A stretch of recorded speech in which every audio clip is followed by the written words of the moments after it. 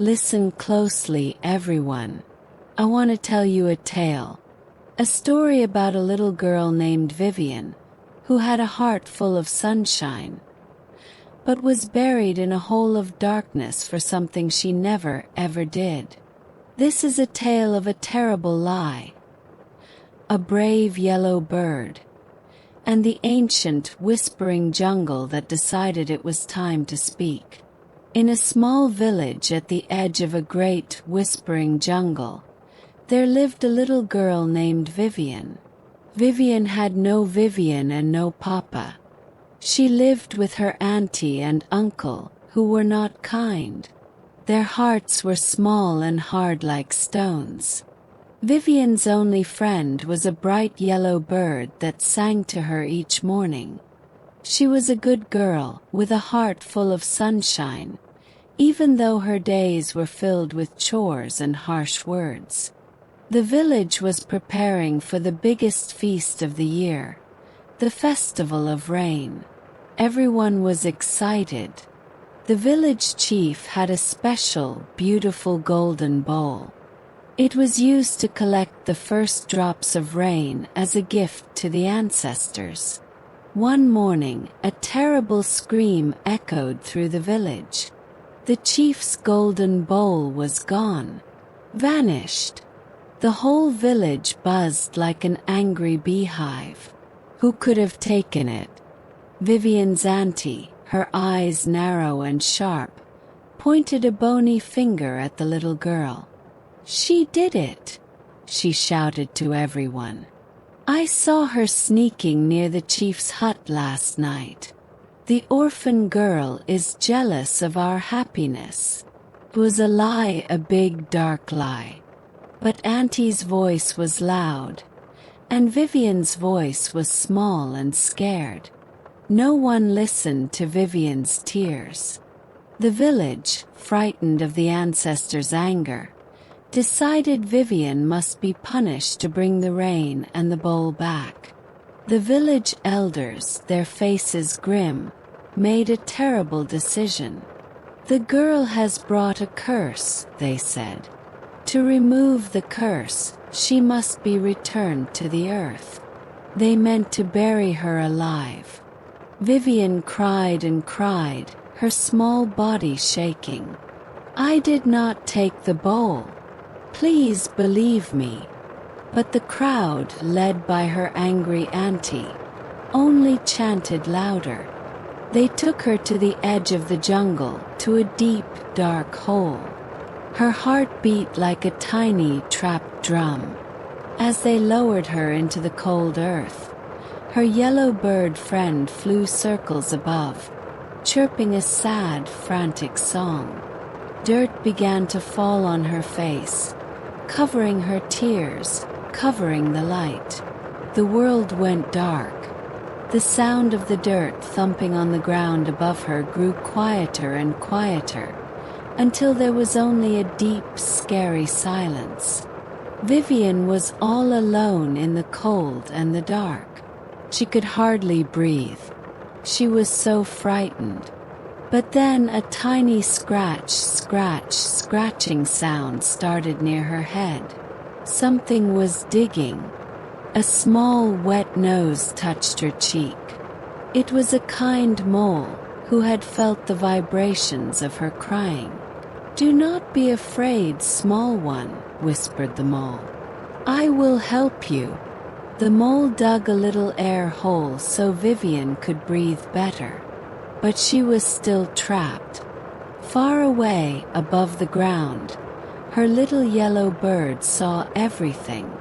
It flew away, not to the village, but deep into the heart of the whispering jungle. Had to find help.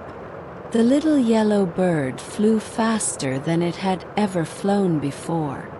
The jungle was a big, green maze, but the bird knew where to go. It flew over chattering monkeys and past a lazy river snake until it reached the oldest, wisest tree in the whole jungle. In a hole in the tree lived Babwa, the ancient and powerful spirit of the forest. The bird chirped and sang, its voice a desperate, chattering song, telling Babwa the story of the innocent girl buried under the earth. Babwa listened. His old heart, as old as the roots of the trees, grew sad and then angry. Such a wrong thing must be made right. Babwa was too big to leave his tree, but his magic was not. He whispered to the wind. The wind whistled through the village, making the huts creak and the people shiver. Then, Babwa called upon all the creatures of the ground. The moles, the badgers, the earthworms, and the ants heard his call. Dig! Babwa's voice rumbled through the soil. Dig to free the child of the pure heart. And so, beneath the earth, a great digging began. The animals tunneled and burrowed, moving towards Vivian. Meanwhile, in the village, Vivian's uncle could not sleep. His heart felt heavy. He had seen his wife, Vivian's auntie, looking at something shiny hidden in their grain pot late at night. A terrible suspicion grew in his mind. He waited until his wife was asleep and crept to the pot. He pushed his hand deep into the grains and his fingers touched something cold and smooth. He pulled it out. There, gleaming in the moonlight, was the chief's golden bowl. His wife had stolen it. She had let an innocent child be buried alive for her own greed. Just then, the ground beneath his feet began to tremble slightly. A low rumble came from the direction of the jungle. Back in the dark hole, Vivian heard the scratching sounds getting louder. It wasn't just one mole anymore. It was many creatures. A tiny light appeared as a section of the earth wall crumbled away. "Come, child," said the kind mole. "The path is narrow, but we will guide you." With her last bit of strength, Vivian crawled into the small tunnel. The earthworms softened the soil ahead. The ants carried away tiny pebbles, and the badgers pushed away big stones. They were leading her to safety, but where would they come out?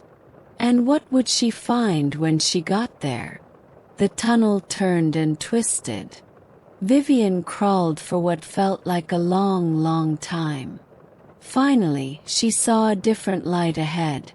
Not the tiny glow of a firefly, but the soft, silvery light of the moon. She was almost out. Her heart beat with hope. She pushed through the last bit of dirt and tumbled out into the cool night air. She was free. She was at the edge of the whispering jungle. But she was not alone. Standing there waiting for her was not a person but something else. It was Babwa, the forest spirit. He was tall like a tree and his eyes glowed like gentle fireflies. He smiled at her. "You are safe now, little one." His voice rustled like leaves. But then they both heard shouts coming from the village. Torches were moving through the night, coming towards the jungle. The villagers had seen something. They were coming. The torches moved like angry fireflies through the tall grass. The villagers were coming, led by Vivian's auntie, whose voice was sharp and cross. "I saw something move over here. The earth spirit has taken her body. We must chase it away." She did not know that her husband stood at the back of the crowd, holding the golden bowl hidden in his cloak. His heart full of shame. Vivian was scared. She hid behind Babwa's tall, tree-like legs. Babwa placed a gentle, leafy hand on her head. "Do not fear," he whispered. The truth wants to be found, like a seed wants to see the sun. He then looked towards the village people and spoke, but his voice did not come from his mouth. Came from the jungle itself.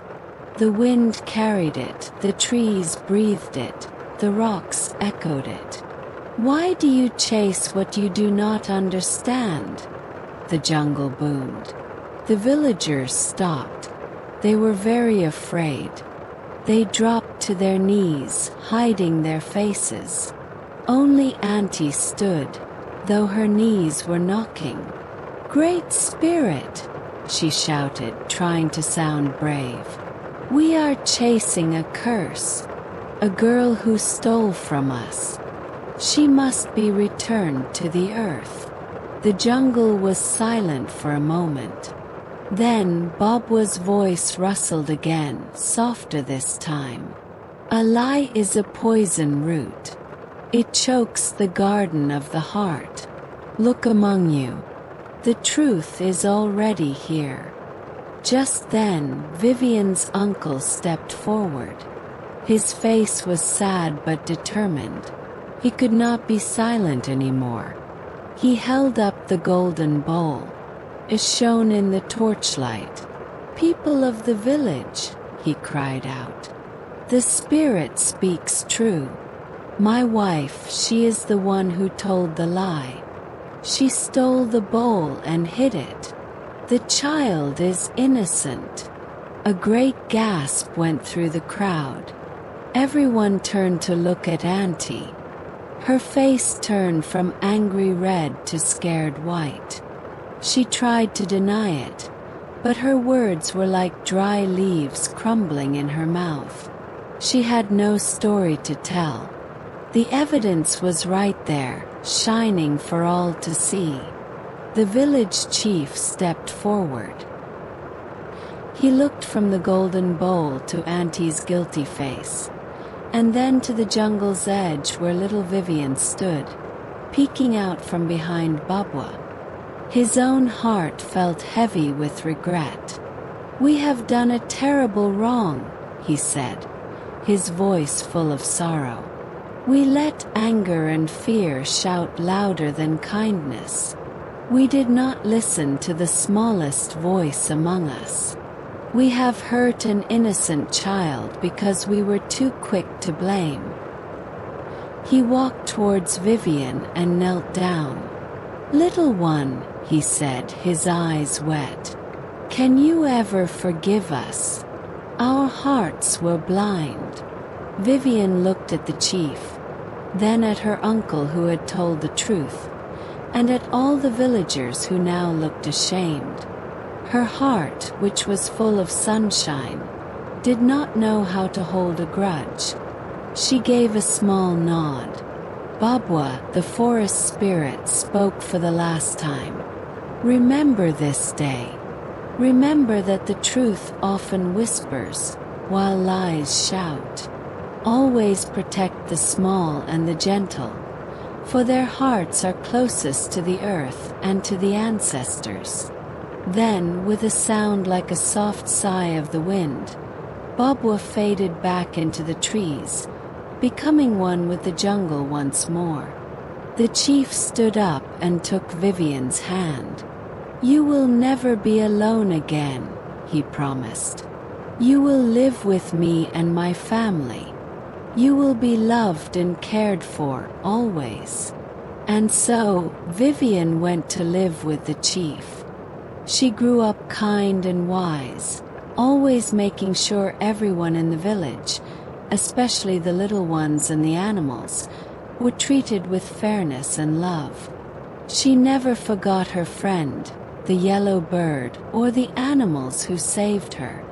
And every year at the Festival of Rain, she would pour the first water from the golden bowl onto the earth, not as a punishment, but as a thank you to the land and its creatures for teaching her village about truth, forgiveness, and the importance of listening to even the smallest voice.